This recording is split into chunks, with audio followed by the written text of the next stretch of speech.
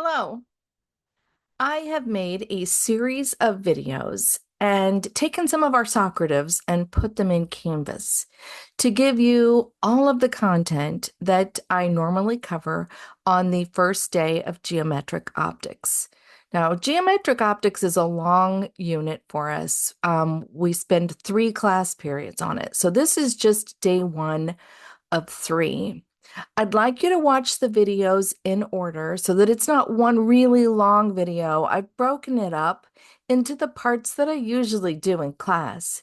So I have on equations, for example, and then on figures, and then we'll do some Socratives, and finally we'll start some of the problems in this module today. But doing them in order is going to feel the most like class. So we'll start with a flat mirror because that's our very easiest situation. And what we have is the mirror and an object. I'm drawing a person, and the person is on the front side of the mirror, and the other side of the mirror is the back or behind.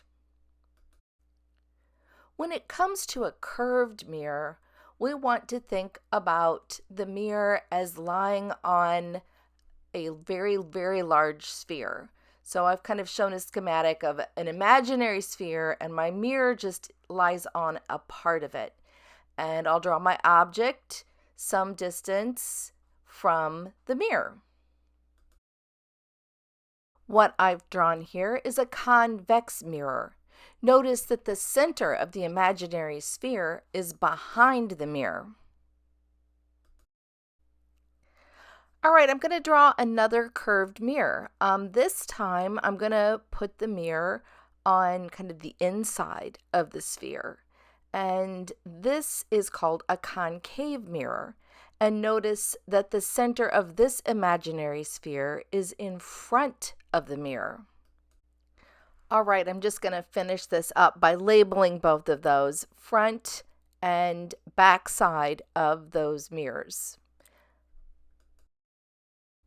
When we are studying mirrors, we are going to be concerned with the distance of the object to the mirror and the distance from the image to the mirror.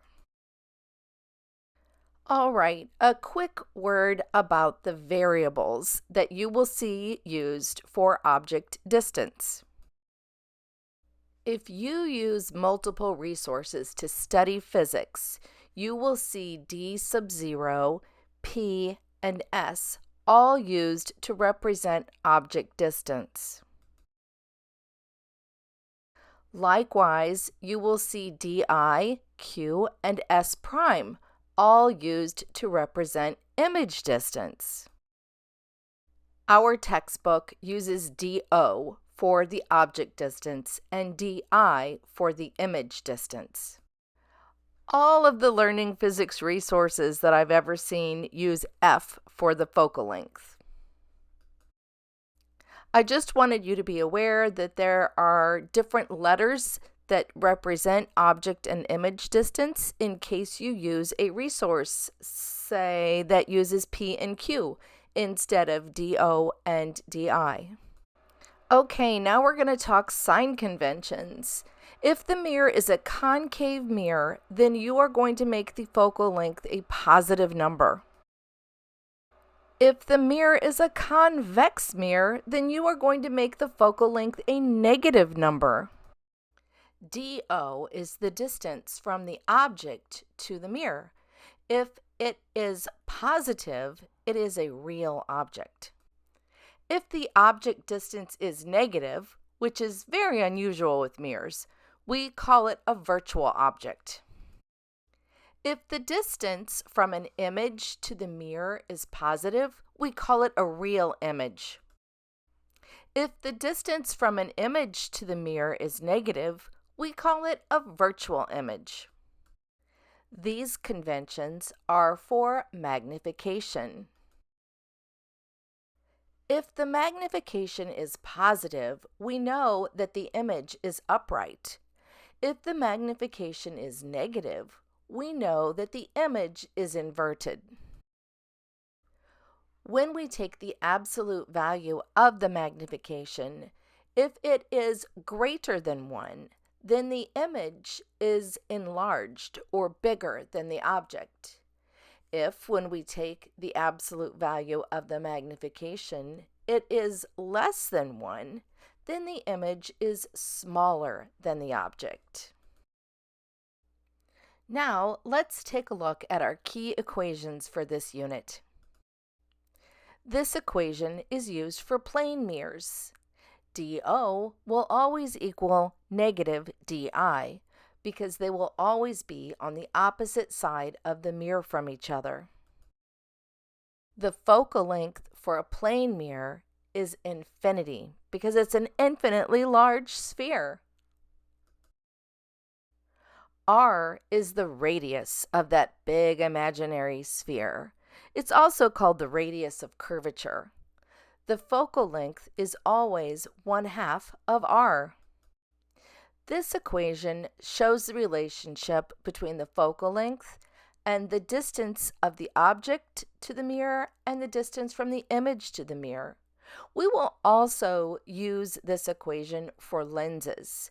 It's very important when using this equation to pay attention to what those sign conventions are.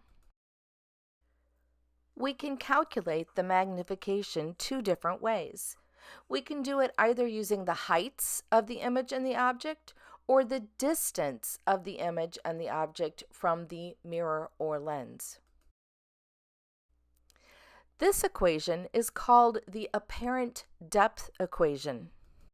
Let's say I'm in a boat and I see a fish in the water below me, and I want to relate how deep the fish looks like he is to the actual depth of the fish. And those are going to be different values because I'm in air, so I'm in the medium of the observer, and the fish is in the water. So that's the medium with the object and the image. This is called the spherical interface equation. If we think about the last chapter, we were looking at problems where light went from one medium to another and the interface was flat, like maybe the side of an aquarium. And in this chapter, we're going to look at situations where the interface is curved, such as if we were looking at a goldfish inside of a goldfish bowl. And in that case, N1, when we use this formula, is the medium with the object. This is called the lens maker's equation. This is what would be used to make eyeglass lenses, where the person would first be tested to see what focal length they needed to correct their vision. And then the 2 R values in that formula are the curvature of each side of the lens. Because when we have a lens, we can actually have curvature on both sides of it. Okay, I'm going to take a quick moment to sketch this conceptually for you. So this is me looking at the side of a lens, side view. It could be thicker on top and thinner in the middle, like the first one I drew, or it could be thicker in the middle and thinner on the top and bottom, like the second one I drew. So we want to compare the thickness of the edges and the middle of the lenses. A lens that is thicker on the edges than the middle is a diverging lens, and a lens that is thinner on the edges than the middle is a converging lens. All right, I'm going to sketch a couple more for you, and on these I think are a little trickier. I'm going to show such that they both have the same shape to the curvature. Notice the first one is thicker in the middle than the edges, and the second one I'm drawing, the curvature is in the same kind of direction, but this one is thicker on the edges than in the middle. This is the equation that we use to calculate the optical power of a lens. It's pretty straightforward.